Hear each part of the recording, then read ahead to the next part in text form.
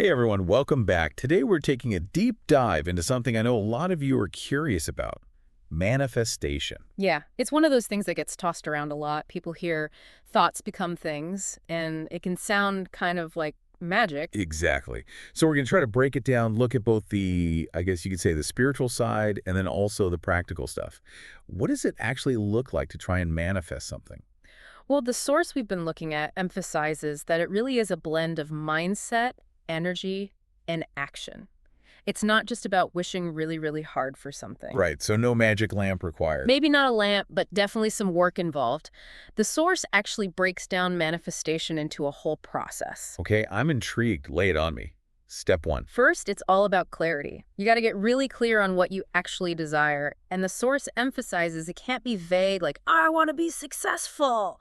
Right, that can mean a million different things. Exactly. They have this great example. Instead of just success, maybe it's, I want to own a thriving fashion business in the next 3 years. Because Specific. Okay, so it's like giving the universe a super detailed shipping address so it knows exactly where to send that manifestation package. Love that analogy.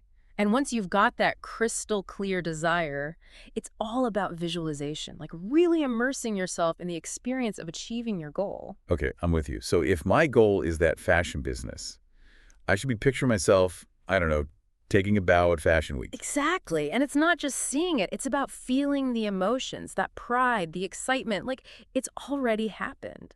But what about when those doubts creep in? Because I think we all have those moments of like, yeah, right, like that's going to happen. Oh, absolutely. And that's where the next step comes in, aligning your beliefs. Yeah. Because if you've got these underlying doubts or limiting beliefs, it's like hitting the brakes on the whole process. So what does that look like? What are limiting beliefs exactly?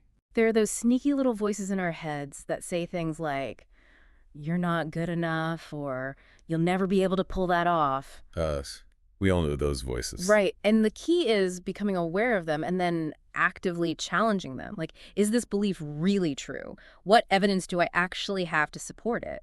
And then starting to replace those negative thoughts with positive affirmations. So instead of I'll never be a fashion designer, it's Uh-huh. I am creative, I am capable, I am learning. Yes, you got it. It's about shifting that inner dialogue. Okay, so we've got our specific goal. We're visualizing, we're kicking those limiting blocks to the curb. What's next? This is where things get really interesting. It's about taking what the source calls inspired action. And this is where the rubber meets the road. Manifestation isn't passive. It requires actually taking steps towards your goals. So no magic genie situation. You actually have to, DO stuff. Precisely. And the source makes this really cool distinction. It's not just any action, it's about inspired action. Okay, I'm curious. What makes certain actions more, I don't know, inspired than others? It's a great question. It's like you're paying attention to the opportunities that present themselves. You're following those nudges, those gut feelings. So in our fashion designer example, that might be taking a class or maybe networking with people in the industry. Yes. Or even just starting to sketch out designs, those actions that feel aligned with your goal and light you up inside. Got it. And I know the source talks a lot about trust and positivity too, right? Yes. There's this a big emphasis on trusting the process. Even when you can't see the whole path unfolding in front of you. Trust in what exactly? Trust that things are working out, even behind the scenes. Trust that maybe you're being guided or that the right opportunities will show up. And then a huge part is gratitude. It's about acknowledging the good that's already in your life. So not just focusing on what you don't have yet, but appreciating where you are right now. Exactly, because that keeps your energy aligned with, abundance, with possibility. Okay, so we've covered a lot.